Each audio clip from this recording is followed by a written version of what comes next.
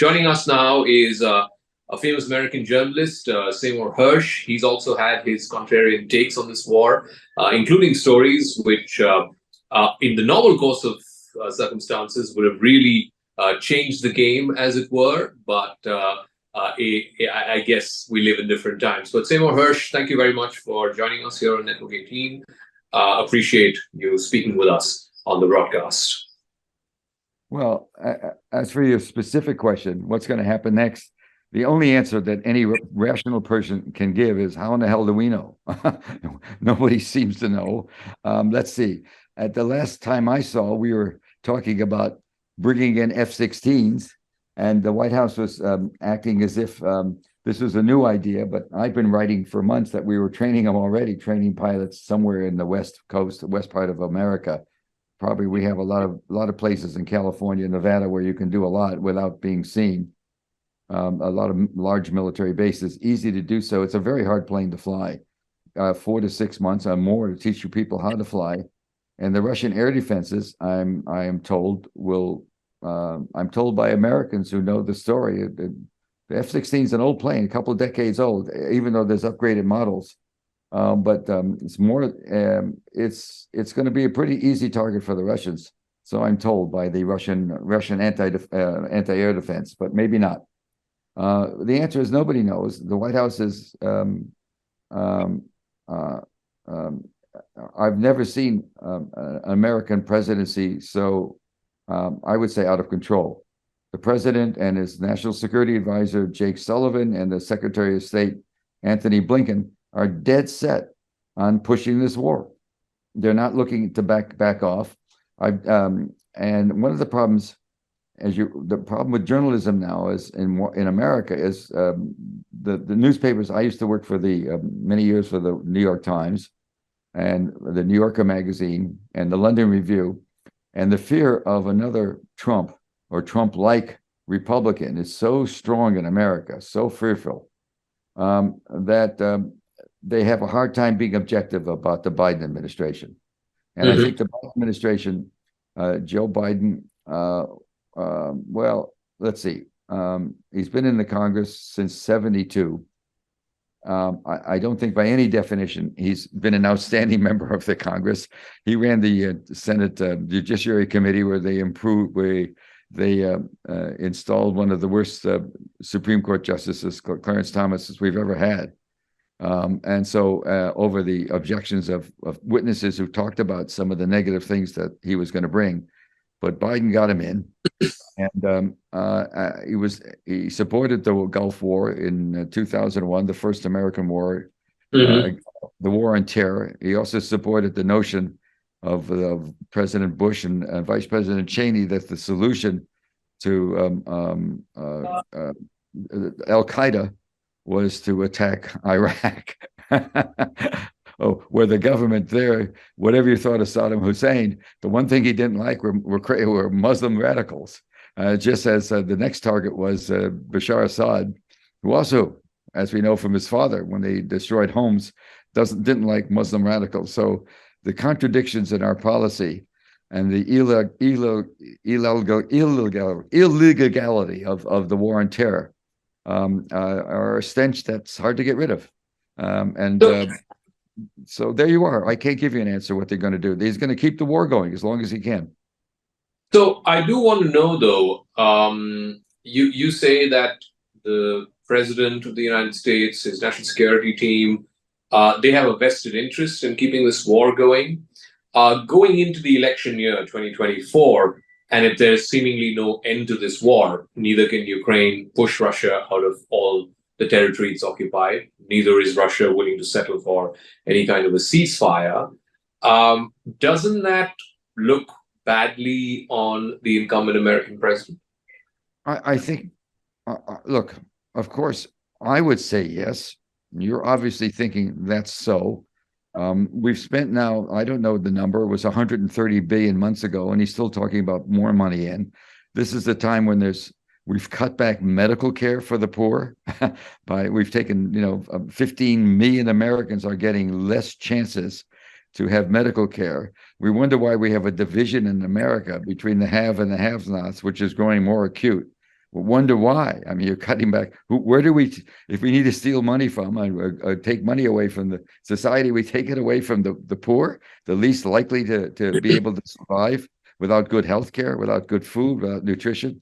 It's a mystery to me, because he started off as a president who did win some battles in Congress on some of the programs Americans like. There was more money for the COVID research and healthcare. There was more money, food distribution. There was a lot of more stuff on environment, a lot of stuff. He won some legislation that was great. Since then, there's been nothing going. He's in a stalemate with the Republicans. We now have a Republican House that won't approve anything. And so it's going to be very difficult to get creative legislation in that helps the people. But you can always go to war. In America, you can always go to war. That's always a winner. I think he sees it as a political necessity. Look, it doesn't matter what I think, because the fact is I don't know. I know what they say. I wrote a piece and it's very hard for views like mine to get across, because the people I deal with who know something are, of course, in the intelligence community, in the government. I can't name them, or they'll be fired. And that's always been the problem. So when I worked at the New York Times from 1972 to 79, I think, I must have written 500 stories that, the important stories about spying on American citizens by the CIA, about CIA activity against Allende in Chile, other stuff like that, hard stories, rarely naming a source, because you can't.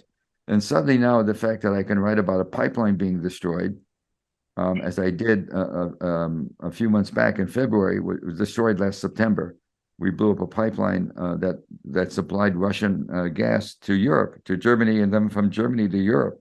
There was so much gas and it was so cheap. The Germans were what they called going downstream, selling it down to other countries. The excess they had, something like 18% for a profit. So, and even then, the Biden administration can always just deny. And so I wrote a story saying a few weeks ago from people in the intelligence community who know things, saying that there was pressure on Zelensky from the bordering countries, because the amount of refugees, there's more than 8 million count we know of, because they have to cross borders with ID. 2 million went back in the various parts of Russia. But there's something called the Schengen provisions that were signed many years ago that enabled Western Europe to move without passport. And nobody knows how many people, at least 2 million or more. 73% of the people that have crossed the border that we can count are women with children. And under the immigration laws and the laws, the very progressive laws in the European Union on refugees, they are entitled to health care, to education, to housing, to being able to join the work market, to get jobs, all of which is enormously costful. Billions has already been spent by the UN on it. And so the countries were pushing Zelensky, get this over. I want to ask you about that. There are countries, Poland, Hungary, you said 7 to 8 million is the figure of refugees who've escaped from Ukraine. If the bordering countries do have a vested interest in making sure that Ukraine resolves this quickly, or at least moves towards the resolution of this war quickly, why isn't it happening? Well, for one thing, the pressure from, first of all, the reason Poland, most of these countries are very hostile to Russia. You have to understand that. Russia has traditionally, Cold War, what you will, the whole world of containment. Any of the older folks in India will know the whole notion of India, Pakistan, China, Russia. There were tremendous issues, and that's all being sort of mitigated now. I mean, you're buying a lot of oil. The Indians are buying an awful lot of oil at a good price, I think, from Russia now. And so all the Cold War stuff is diminishing. But those are big issues, and logic made no sense back then. We're now in a situation where Poland, which is uniquely hostile to Russia, has seen that the fear of Russia has diminished, because Russia has not been the Superman. It's not like the Wehrmacht of 1939, the German Wehrmacht that went into Poland with 1.2 million soldiers. Putin, for reasons of his own, went into from Belarus went in with about 1.7 or 8 million, at 180,000 at the most. So Yeah. I don't know what his purpose was. It wasn't to overwhelm the country because he didn't have enough forces, and he does have enough forces. He can't lose this war because he has more people. Whatever the death rate, we'll never know what the true death counts are, because of just Yeah. they're high on all sides. More, and because Russia is such a larger country with so much more resources, he can't lose the war. He just can't lose it. It's not going to happen. It's a physical impossibility. The question is what the border countries want Zelensky to do is get a ceasefire. Stop. Let's get the people back. China is willing to put a great deal of money into recovery, and China will probably earn. That was one of the conditions. I do believe that was one of the discussions that was made between Xi and Putin when they had their summit meeting it was about in April, I think. When they had a summit meeting, I think I'm told it isn't public, but I'm told by people that have a read on it, that they discuss rebuilding. So I don't know why Zelensky is holding out. He can't win the war.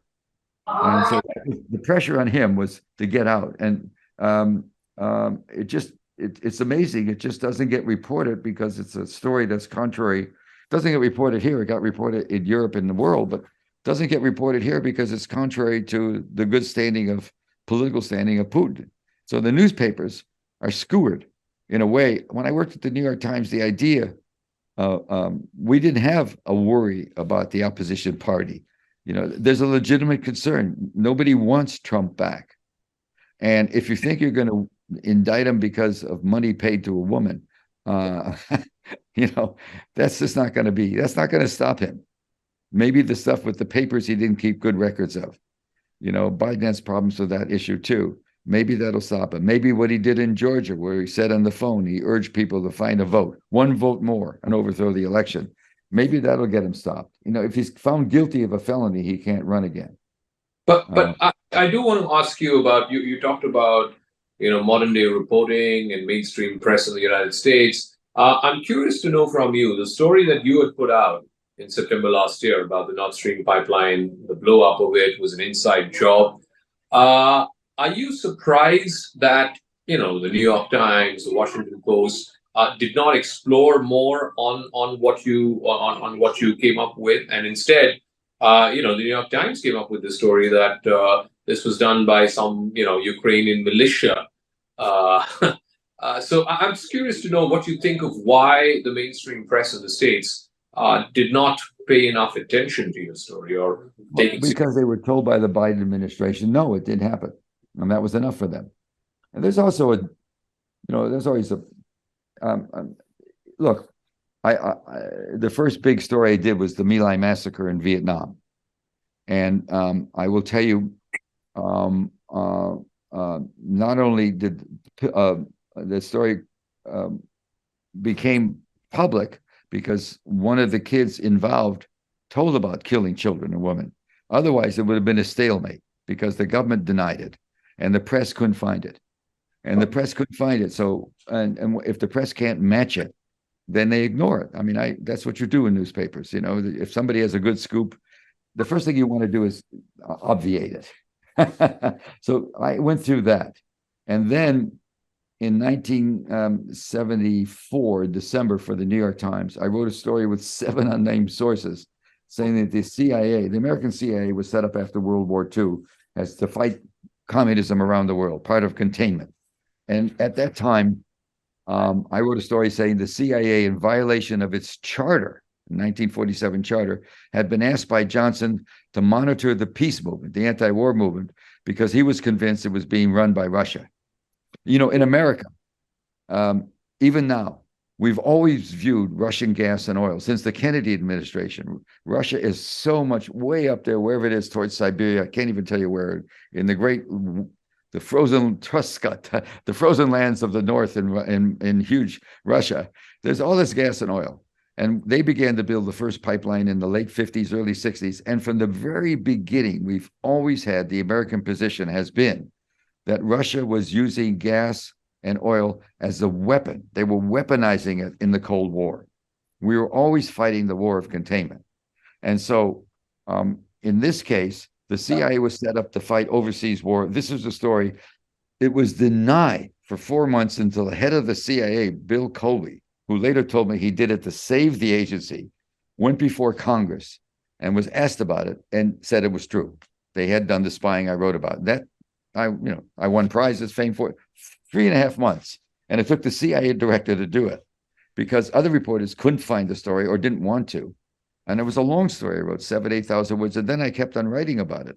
But still, so I'm used to a lacuna, a gap between writing a story. And don't forget, we had the United States go all out in the UN Security Council to stop an investigation, if you remember that.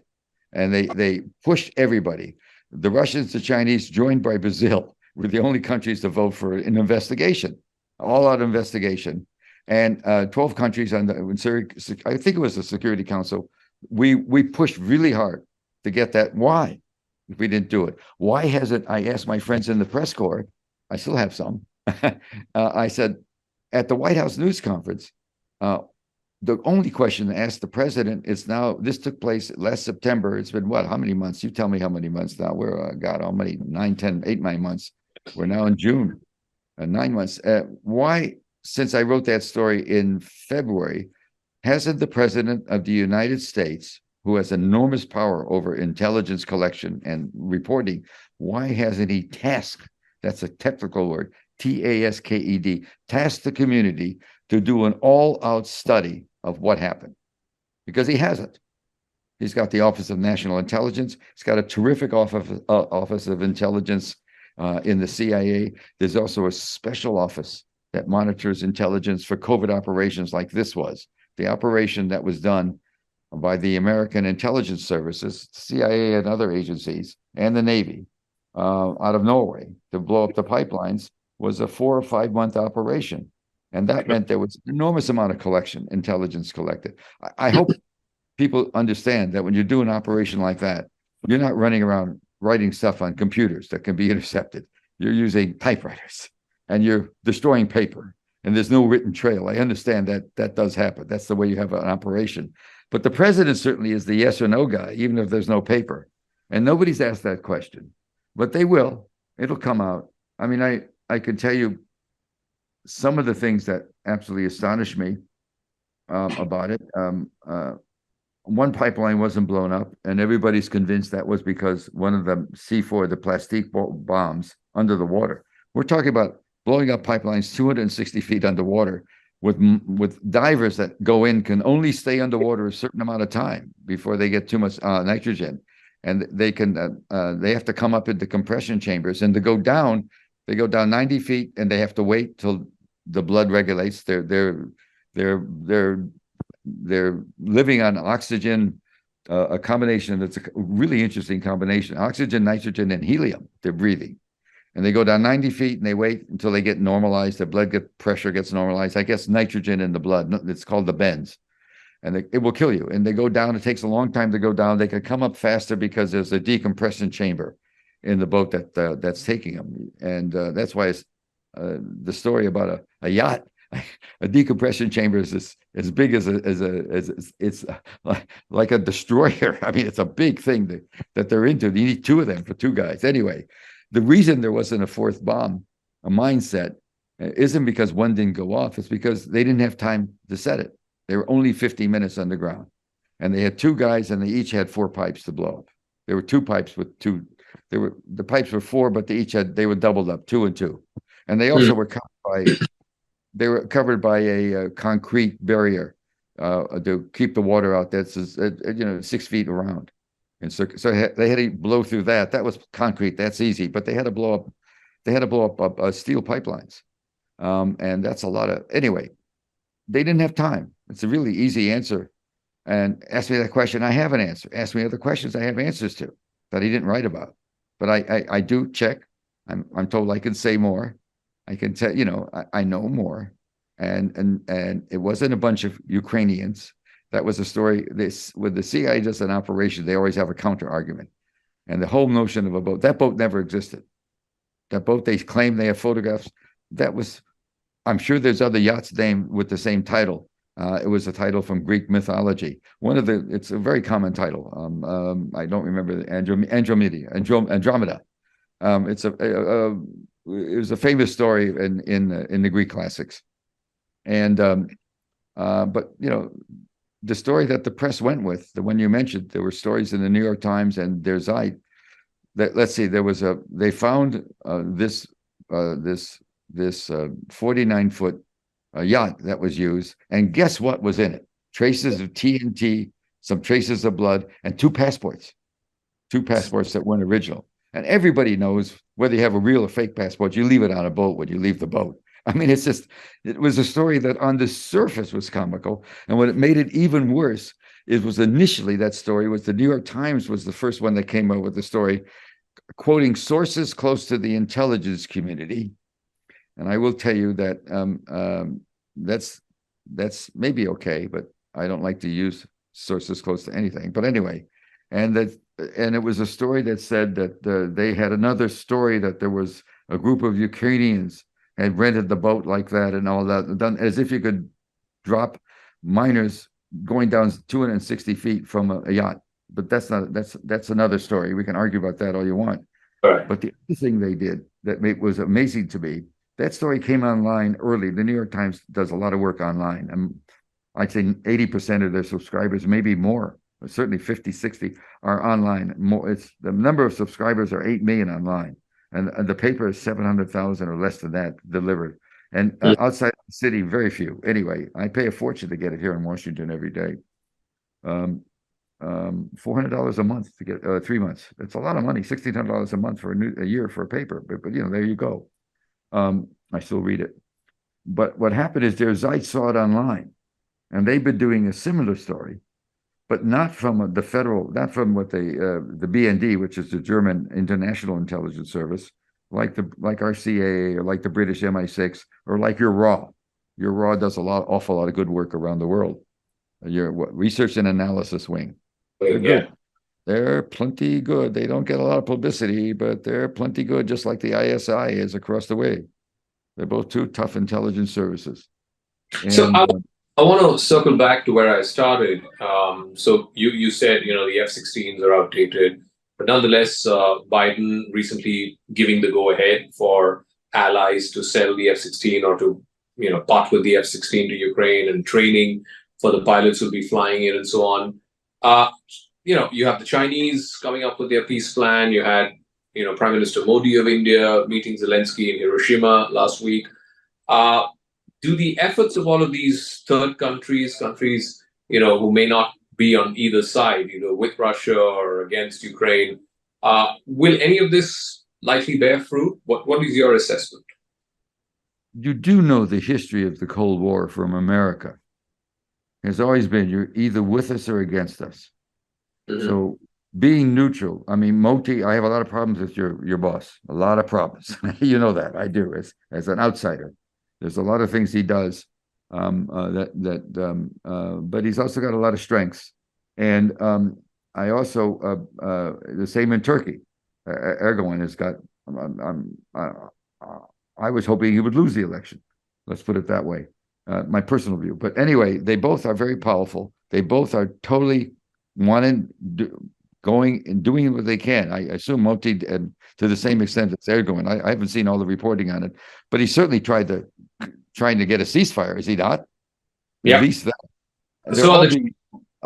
Did he want more than that? Was it more than a ceasefire? Did he want to really? He want both sides to start talking. Wait, of course, you guys have more juice with Russia now than ever. I mean, you really do. You're doing business with them in ways you haven't. But let me say something to you about America. It's always been you're either with us or against us. And if you're not with us, you're against us. So those people talking about third-party people coming in and saying, let's get it, we're not interested in that. That's just not the way it is. We are, from the end of World War II, the game was communism, stop, and containment. I will tell you 3 facts most Americans don't want to know. I know a lot about Vietnam. I did the My Lai massacre, and I'm still doing more on it. I've been doing it for 50 years. Only in the last 4 or 5 years, I finally learned what I needed to learn to do more. But I'm too busy now writing about this crazy stuff on Substack that's going on now. But the war ended. You're going to hear a lot about it because in 2 years there's going to be all these stories in America about 50 years after the war.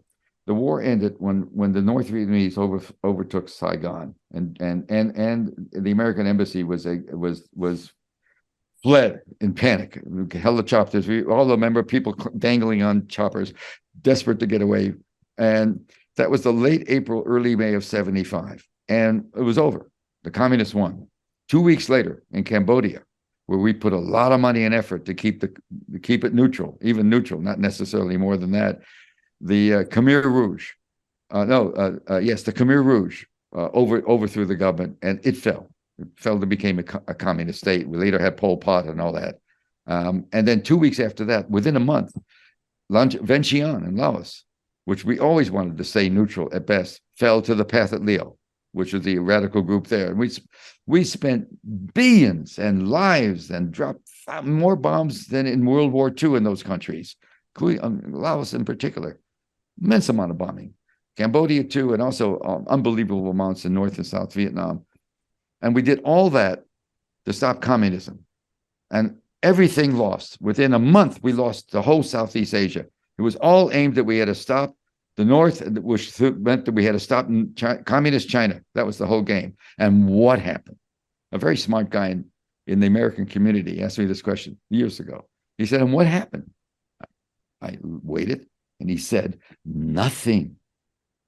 The world didn't end. The communists took over. Who's the biggest trading partner with Vietnam now? The United States. Where do we have relations? Nothing. It's all was craziness. So I've been trying to do that, and I was going to do a book or maybe something on TV that was going to happen before COVID, but because it's an amazing story, because everything we thought was wrong.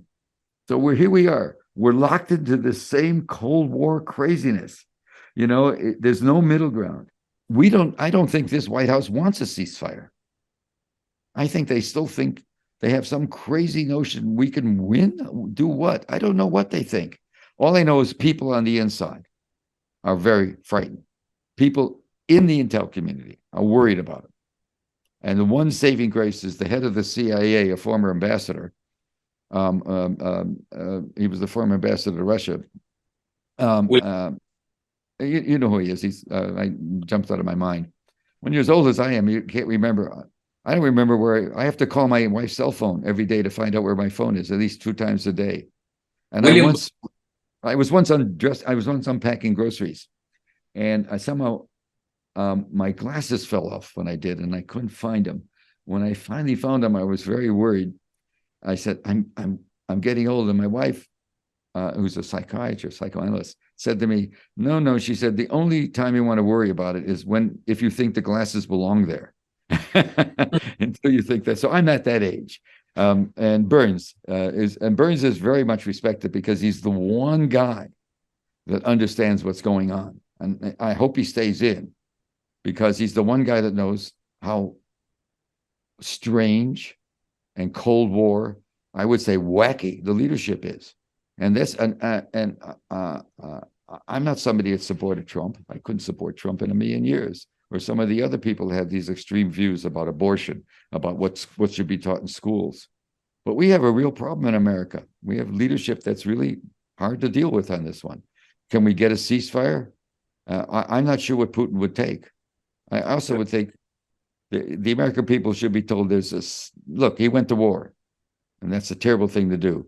But boy, there is a lot more history than most Americans know. And we made a deal in 1990 when East and West Germany were merged, that the new country could join NATO, and that was done between our Secretary of State Baker and Gorbachev.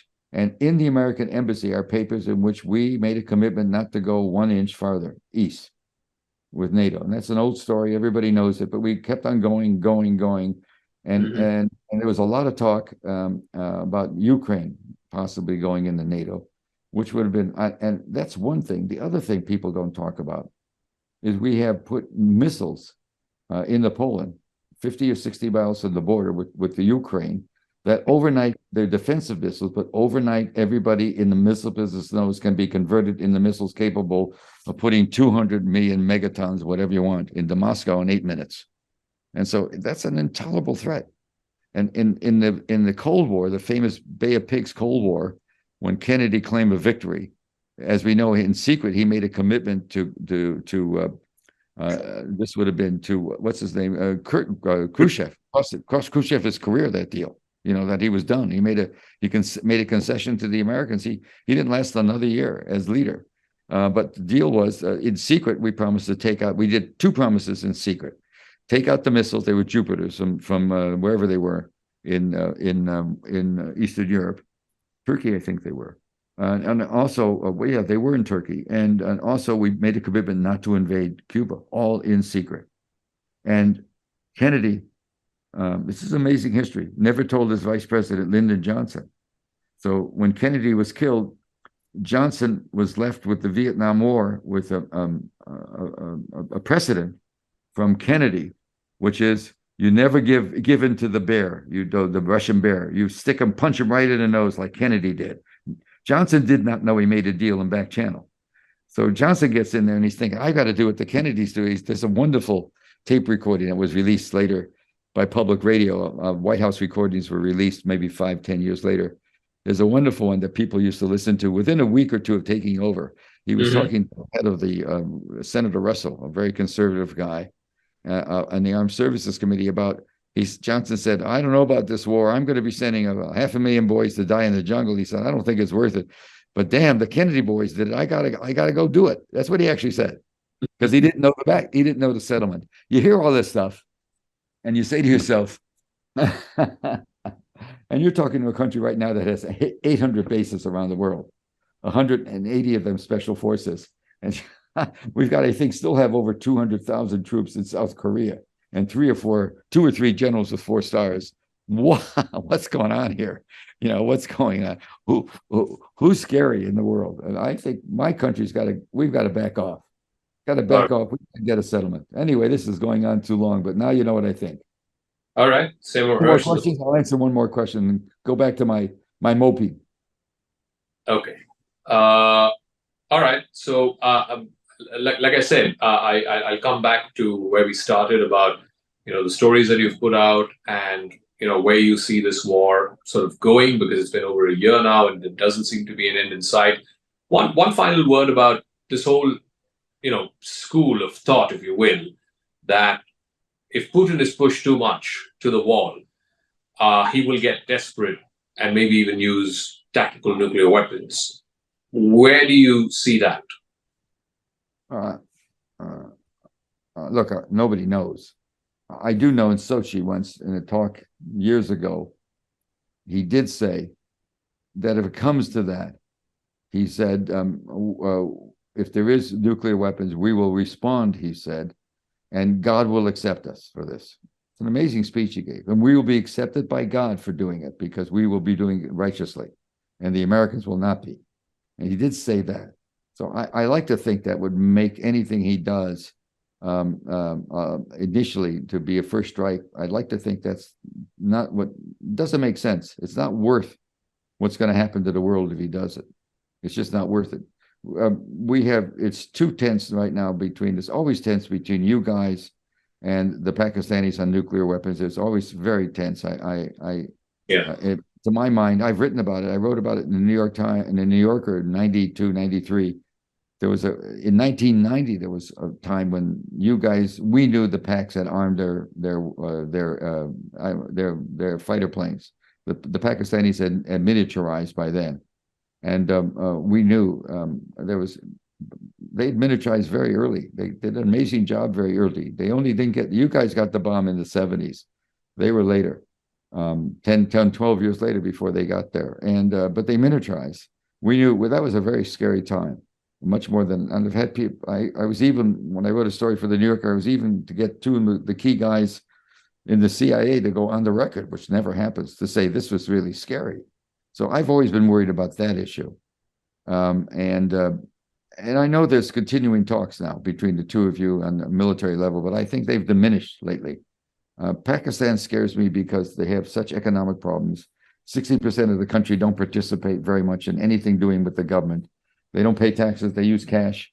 The government's outside. We don't know how many people are jihadists or what. We don't know what's really going on there. My friends there claim, don't worry, things are in control, but I'm not sure. I wrote a story about Musharraf a few months back, a couple of months ago, telling me in London once when he was ousted. Remember, he was thrown out. He went back and he was told he'd be convicted if he stayed. Anyway, ended up in Dubai, but he was living in London. And I went to see him one day, and he went off on the bombs and India and Pakistan. The anger was palpable. We were talking about other issues. He had problems with, whether he was involved in the killing of Mrs. Bhutto and all that. I went to see him on that because I think the American community was pretty sure he went, thumbs up or thumb down, like in the Greek days. The thumb was up on her. She was running for her third term as prime minister. She was. People here knew her well in Washington. I did, certainly not well, but I certainly met her many times. And anyway, interesting person. But he then went off on, they have built these huge underground tunnels that we don't know about, where they have hidden the weapons. I remember at that time I couldn't write it. I couldn't write it because I made a commitment. He asked me not to. But after his death, I finally wrote it the other day in a column I wrote about that amazing conversation. And I'm still being told everything's okay. Don't worry about it. There's no group of crazies that's going to grab the bomb somewhere. I worry about all those things. So there's a lot of dangerous stuff going on. And in a lot of ways, the world's safer because we all know much more about the threat of nuclear weapons. I think the first thing to do is get a ceasefire. And I think Putin's got all he wants. He's got the provinces, the Donbass area. Nobody's going to take away Crimea. I don't think he's going to go into I don't think he's going to go into Odessa. It's very European. Why does he want to do it? He's got a port on the Black Sea. I don't think he's going. There's no reason to want to do anything more. There's a lot of natural resources, and many of them are in the provinces. Iron ore and other stuff. And Russia has, as many know, Russia per se, given all its territory, has so many largest amount of valuable minerals, that are really thousands of dollars an ounce as you get into the IT stuff with all the stuff they're doing. It's amazing the progress being made on electronics. Anyway, so the answer is no. I don't think he will. But okay. But what does that mean? Who in the hell am I? What do I know? So what the real answer to the question that you initially asked is, how in the hell do I know? Thank you very much for joining us here No problem. with your perspective and, of course, your time.